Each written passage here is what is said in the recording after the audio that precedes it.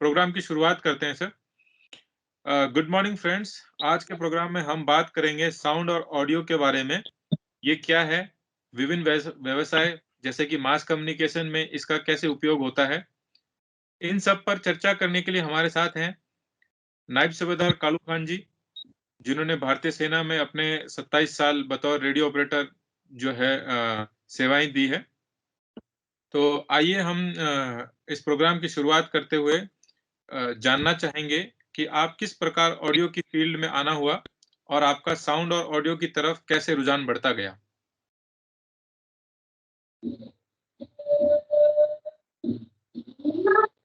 नमस्कार।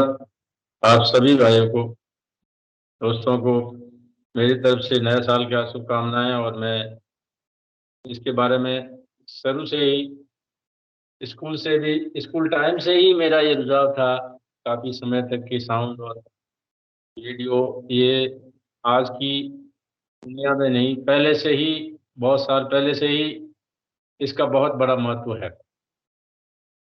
क्योंकि आज इतना साइंस तो वही है, मगर टेक्नोलॉजी हाई होती गई। आज तो इसी ऑडियो और वीडियो के साथ ही, साउंड के साथ ही काम चल रहा है।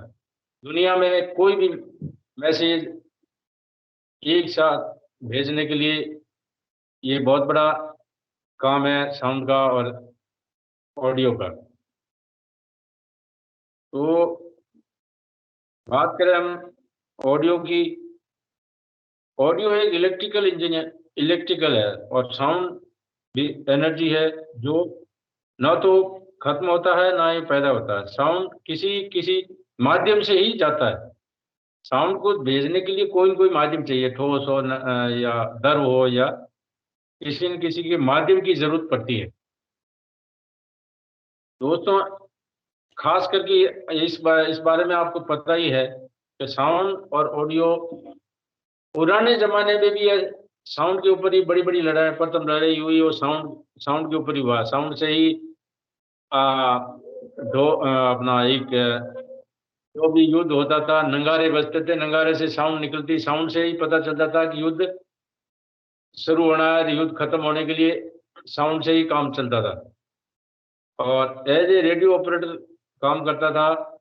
मैं भी अपनी फौज के अंदर एज ए रेडियो ऑपरेटर भर्ती हुआ था। रेडियो कम्युनिकेशन एक ऐसा कम्युनिकेशन है जिसके अंदर सिक्योर कम्युनिकेशन नहीं है।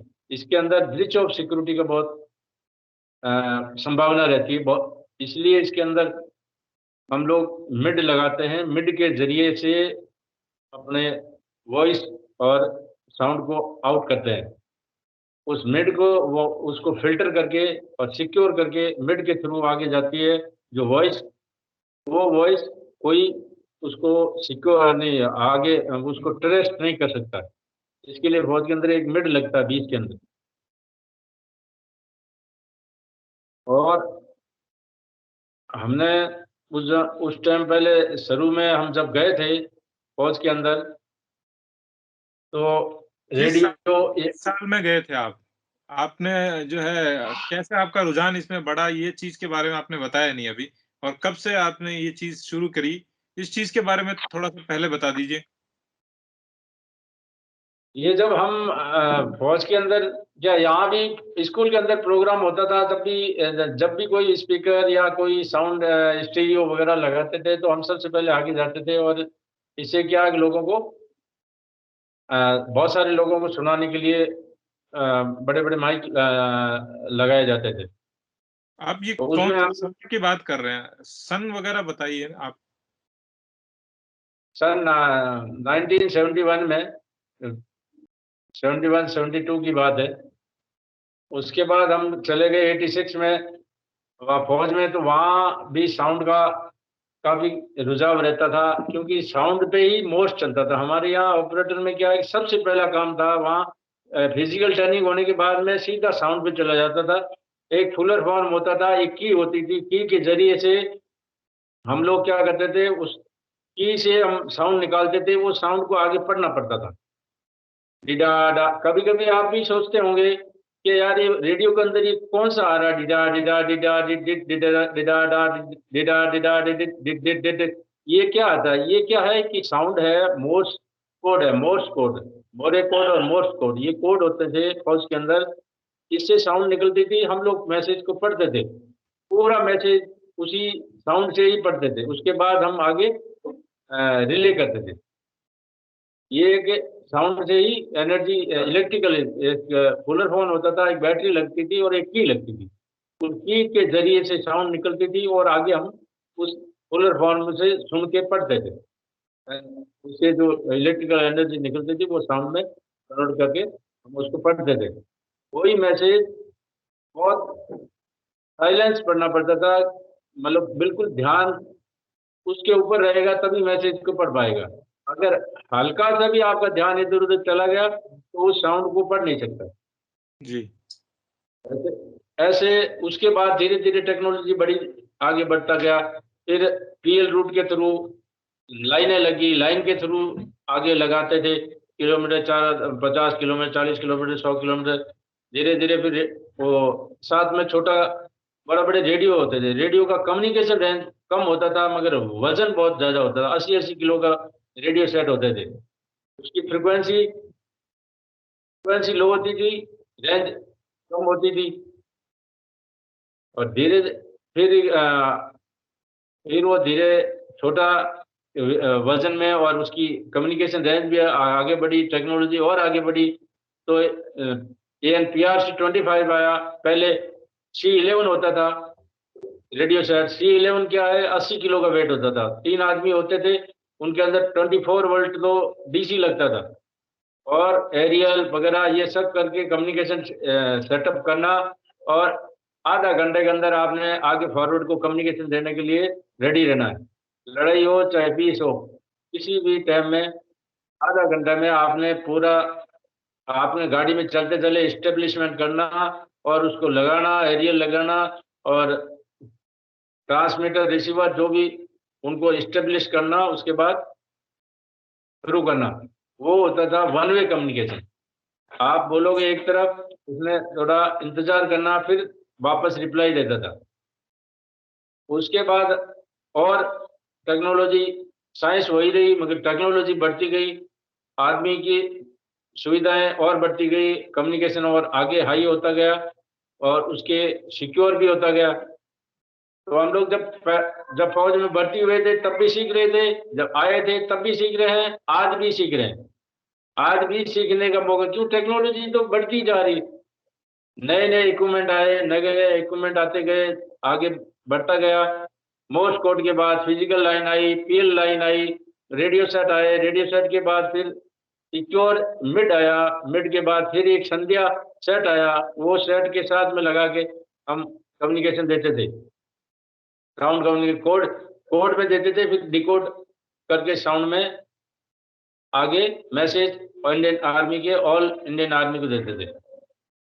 पूरे एक सिग्नल कोर हमारा एक ऐसा कोर है जो को एयरफोर्स, नेवी, आर्मी, आर्मर्ड, आरडी, हर एक मतलब लड़ाई के आग लेने वाली हर बटालियन को कम्युनिकेशन देने का काम सिग्नल कोर का था। सिग्नल कोर एक आर्मी का बैकबोन है, जो कि कम्युनिकेशन है तो आज हमारी जीत है, कम्युनिकेशन नहीं तो जीत नहीं। सबसे बड़ा मतलब सिग्नल का बहुत बड़ा महत्व था, कम्युनिकेशन का ही महत्व है, साउंड और ऑडियो को ही महत्व रहा है और चला आया है आज तक। मास कम्युनिकेशन में भी ऐसे है कि आपको एक चीज को आप एक घंटे में हजारों आदमियों को सुनाते हो। पहले क्या था? वन टू वन था, फिर या रिले था, या फिर ज्यादा से ज्यादा 3-4 आदमी को नेटिंग करते थे।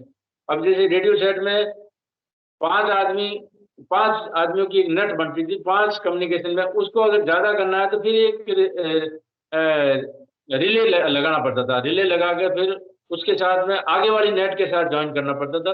पहले बड़ी प्रॉब्लम होती थी, आजकल तो सीधा डायरेक्ट जाता, हर एक यहाँ बैठे बैठे ऑल इंडिया में कहीं भी आपको चैनल मतलब रेडियो सेट के साथ में कनेक्टेड कर दिया तो मैसेज विद इन सेकेंड के अंदर आपको पहुंच जाएगा।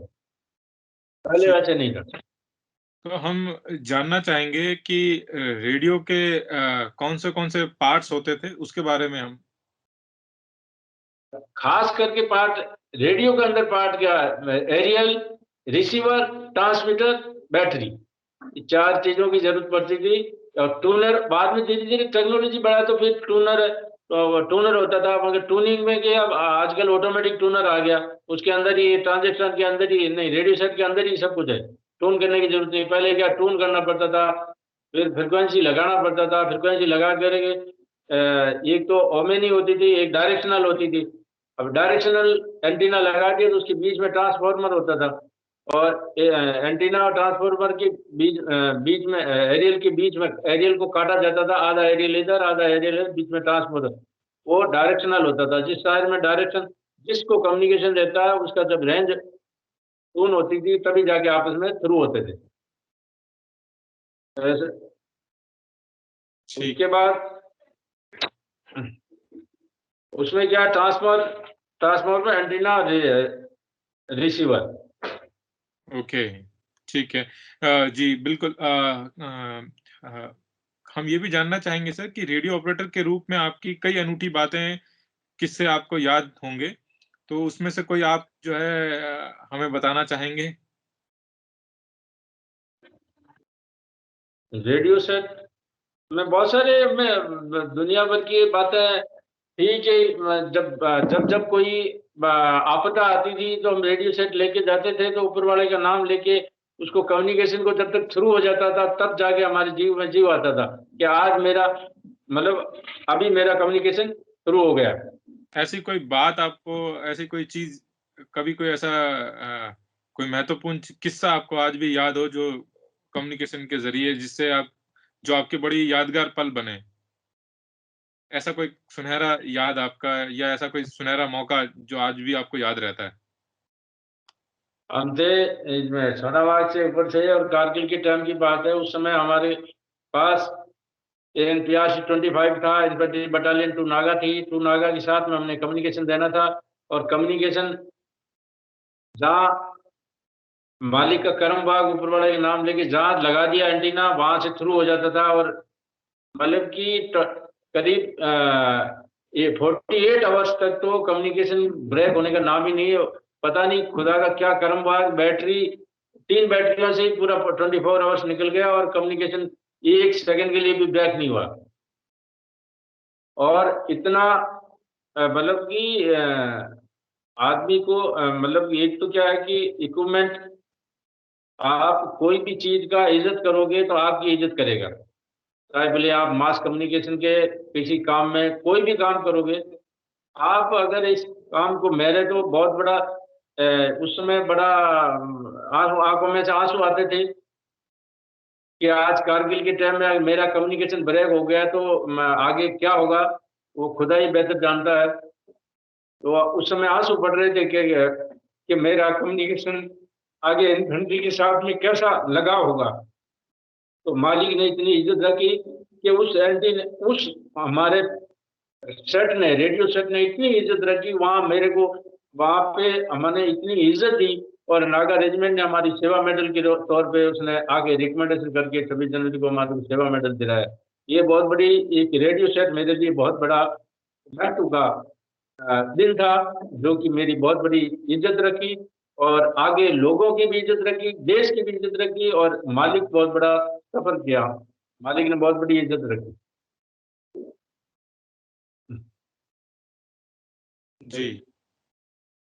और और रिसीवर फ्रीक्वेंसी ये क्या है कि आदमी को सेटअप करके, और अभी इसमें अपन टेक्निकल में जाएंगे तो बहुत टाइम मतलब उसमें जी, बिल्कुल बोलते आप। ही जाएंगे उसका। जी। तो ये जो आपने हमें अपनी बात बताई, और इससे हमें जो है हम काफ़ी सारी चीज़ें समझ गए कि कम्युनिकेशन कितना इम्पोर्टेंट है। पहले और जब होता था यूएचएफ होता था, वीएचएफ होता था, उसके बाद फिर धीरे धीरे बहुत सारा साइंस आगे, साइंस तो वही रही, टेक्नोलॉजी आगे बढ़ती गई। एचएफ, यूएचएफ, एएचएफ पूरे सेट आ गए, और ऑटोमेटिक ट्यून होने शुरू हो गए। जी। सर आपका ये जो चेहरा है वो और नीचे जाए जा रहा है, तो थोड़ा-सा आपका अगर पिक्चर क्लियर आएगा तो सही रहेगा इसीलिए। कैमरे में आपका पिक्चर नहीं आ पा रहा है। हाँ, जी। तो आगे बढ़ते हैं अपने आपसे एक चीज़ जानना चाहेंगे कि जनसंचार में ऑडियो का एक महत्वपूर्ण जगह है। आप ऑडियो साउंड रिकॉर्डिंग की पढ़ाई करने वाले हमारे नए बच्चों को क्या कहना चाहेंगे कि क्या कहना चाहेंगे आप? ये अ, जनसंचार में इसका बहुत बड़ा महत्व है। इसके अंदर लोगों को आज की दुनिया में तो इसका सीखना और बहुत ज़्यादा मतलब इंटरेस्ट लेना, ये बहुत बड़ा महत्व है कि तुम लोगों को मास कम्युनिकेशन में क्लासें और पढ़ने का मौका मिल रहा है, तो उसको बहुत आगे बढ़ोगे। इसके अंदर क्या है कि जनसंचार में ये क्या मतलब किसी टाइप का कोई भी ज्ञान की बातें हैं, एक साथ लोगों को हज़ारों, करोड़ों आदमियों को आप इसके लिए दे सकते हैं। पहले मतलब की तरह नहीं है, आज हम जानना ये चाहेंगे। बहुत बड़ा फ़ायदा है और तुम लोगों को मैं यही सलाह देता हूँ कि इसका महत्व आगे और बढ़ता जाएगा और ये कोई घटने वाला नहीं है, ये आगे ही बढ़ेगा। थोड़ा-सा इसलिए इसको थोड़ा-सा एक्सप्लेन कीजिएगा सर कि किस तरीके से जनसंचार में अलग-अलग कैसे साउंड रिकॉर्डिंग वगैरह काम आ सकती है? तो थोड़ा-सा उस पे अपनी रोशनी डालिएगा सर। अलग-अलग कहाँ पे ऐसा काम कर सकते हैं कि जनसंचार तो बहुत बड़ा फ़ील्ड हो गया जिसमें रेडियो भी आता है, फ़िल्म मेकिंग भी आता है, जिसमें जो है म्यूज़िक प्रोडक्शन भी आता है, जिसमें सब आपका जो है एफ़एम चैनल वगैरह भी आते हैं। तो ऑडियो सीखने के बाद में बच्चा जनसंचार में किस तरीके से ऑडियो की जो ज्ञान की प्राप्ति करेगा, वो कैसे उसको उसका प्रयोग और उपयोग कैसे करेगा उसका? उपयोग ये अभी बहुत सारी मतलब कि इंडस्ट्री देख लो, फ़िल्म इंडस्ट्री देख लो, चाहे मीडिया यूनिवर्सिटी नहीं इंडस्ट्री देख लो, चाहे वो अपना म्यूज़िक इंडस्ट्री देख लो, सब में इसका महत्व है। आप जिसमें आपका रुझाव है, उसकी तरफ लग जाओ और आगे बढ़ते रहो। इसमें तो यही है कि जिसको जिसका दिल है कि भाई म्यूज़िक की तरफ जाना है, तो उसमें भी आपका जनसंचार उसी में भी होता है और आप मीडिया सेक्टर में जाओगे तब भी आपका जनसंचार होता है, फिर फ़िल्म इंडस्ट्री में जाओ, वहाँ भी ज जनसंचार होता है और उसमें अच्छी-अच्छी सीखने और सिखाने की लोगों को सिखाने का बहुत बड़ा मौका मिलता है। इसमें आकाशवाणी है और बहुत सारे गवर्नमेंट के जो डिपार्टमेंट में उसमें भी इसकी बहुत बड़ी अहमियत है और ज़रूरत है और वैकेंसी भी इसमें बहुत सारी आती है जो कि ऑडियो और साउंड के और ये जनसंचार के काम आती है। अगर जैसे हमारे यहाँ पे बच्चे हैं जो पत्रकार बनना चाहते हैं और टीवी के अंदर आके रिपोर्टिंग करना चाहते हैं और जो गाने कंपोज़ करते हैं, जो रिकॉर्डिंग वगैरह करते हैं, उनके लिए ऑडियो कैसे मदद कर सकती है अलग-अलग काम में? जैसे टीवी चैनल के अंदर में कैसे काम आप थोड़ा बताना चाहेंगे कि एफ़एम में अगर ऑडियो की नॉलेज है हमें तो डिजिटल ऑडियो की और ऑडियो के जो इक्विपमेंट्स होते हैं, अलग-अलग जो इक्विपमेंट्स होते हैं, चाहे वो माइक हो, चाहे वो स्पीकर हो, उनके बारे में अगर जानकारी होगी तो कैसे उनको फ़ायदा मिलेगा उसमें? ये इसके बारे में थोड़ा-सा आप इस पे थोड़ी-सी आपकी सुझाव दीजिएगा।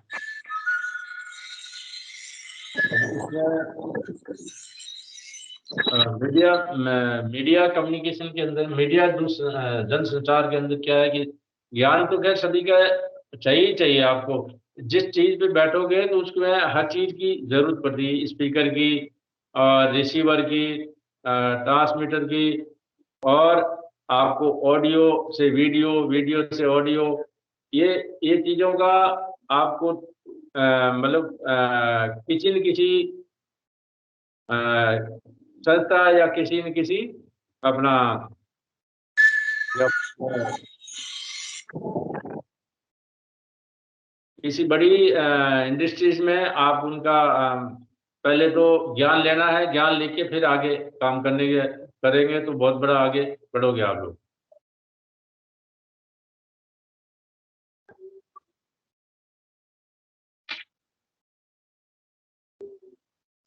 जी सर। हाँ सर। मतलब बाकी मेरे को क्या है कि अभी मैं फ्रेश होऊंगा, तो थोड़ा और मैं अगली बार मैं आपको बहुत बढ़िया तरीके से बताऊंगा, क्योंकि मैं थोड़ा अभी 20-25 साल से थोड़ा मैं इधर उधर था। वापस थोड़ा दिमाग को, मेमोरी को घुमा के आपको बताऊंगा थोड़ा नॉलेज इसके बारे में। मतलब किस किस इंडस्ट्री में आप जाना चाहिए, किस में नहीं जाना चाहिए, उसको पहले बहुत सारी इनमें मेरे को ध्यान में था। वो अभी क्या है कि कुछ समय से मैं थोड़ा पारिवारिक कामों में लगने की वजह से या और कहीं उलझन में मतलब हो गया, मैं बिजी हो गया, इसकी वजह से नहीं गया। अभी वापस मेरा रुझाव आया कि भाई इंसाफ खान मेरा लड़का है, उसने थोड़ा एक बार दो बार मीटिंग में लेके गए, वहां पे उन्होंने देखा। मैं भी पहले इसमें रुझाव रखता था, फिर कुछ दिनों के छोड़ दिया, तो अभी मेरा वापस लगा हुआ है इसके साउंड और ऑडियो के बारे में। बहुत बड़ी अच्छी चीज है जो कि आदमी आप लोग तुम सीख रहे हो, और सीख के आगे अपने खुद बलबूते पे कोई भी काम कर सके। किसी के ऊपर डिपेंडेंट नहीं रहोगे, आप कहीं भी काम कर सकते हो, कहीं भी आगे अपनी जिंदगी को आगे बढ़ा सकते हो। और जन संचार में भी इसका बहुत बड़ा महत्व रहेगा, और रहेगा, रहा है, रहता रहेगा। जी, शुक्रिया आपका। बहुत-बहुत आपने जो हमें जानकारी दी है, ये बड़ी ही बहुत ही सराहनीय थी, और हमें जो है इस चीज़ के बारे में हमारे बच्चों को भी, और जो हमारे जो आपको इस बात का सुना उन्होंने, उन सबको इससे बड़ा ही लाभान्वित हो गया। और सबसे बड़ी चीज़ कि जो ऑडियो को और म्यूज़िक को और मास कम्युनिकेशन में जो लोग साइंटिफिक तरीके से ऑडियो का किस तरीके से जानकारी रखनी चाहिए हमें, और उसका बहुत महत्वपूर्ण होता है। इन सब चीज़ के बारे में आपने जो रोशनी डाली, ये निश्चय ही इस सब चीज़ का हमें फ़ायदा मिलेगा और आने वाले टाइम में, बिल्कुल। और आपने जो ऑडियो को जो है म्यूज़िक के ज़रिए और मास कम्युनिकेशन के ज़रिए इसकी महत्वता बताई, इसके विज्ञान के बारे में जो आपने महत्वता बताई, ये सब चीज़ सराहनीय है, बिल्कुल। और हम जो है इसको सभी की तरफ से जो है एक टेबल बना लेनी चाहिए, जिनको इसमें ऑडियो और वीडियो की जो भी HF communication, UHF communication, frequency, range वगैरह, और उनके पार्ट्स, उनके मतलब टेक्निकल डाटा हर एक का याद होना चाहिए। टेक्निकल डाटा के मतलब कम्युनिकेशन, टेक्निकल डाटा आप लोगों को सबको ध्यान में होना चाहिए। और टेक्निकल डाटा से क्या है कि आपका जो कम्युनिकेशन है और आपका जो काम है वो आगे मतलब कहीं भी धोखा नहीं होगा। धोखा नहीं दे सकता इक्विपमेंट, और इक्विपमेंट को धोखा नहीं दोगे तो आप अपनी काम में बहुत ज्यादा प्रोग्रेस करोगे, और आगे काम भी आएगा। जी, जी। चलिए, इसी बात से हम आपकी सजेशन को रखते हैं आगे। और जो आपने इस ये सारे के सारे अपने अनुभव जो हमें बताए, निश्चय ही हम इस सब का अपने जीवन में प्रयोग करेंगे, और जो है ऑडियो की फ़ील्ड में जब भी हमें हमारा ऑडियो से कभी भी राब्ता होगा या हमें उसकी ज़रूरत पड़ेगी, तो हम इन सभी पहलुओं को हमेशा याद रखेंगे। और बहुत-बहुत शुक्रिया आपका, जो आपने हमें ये सारी जानकारी दी। बहुत-बहुत शुक्रिया आपका। Thank you sir. Thank you.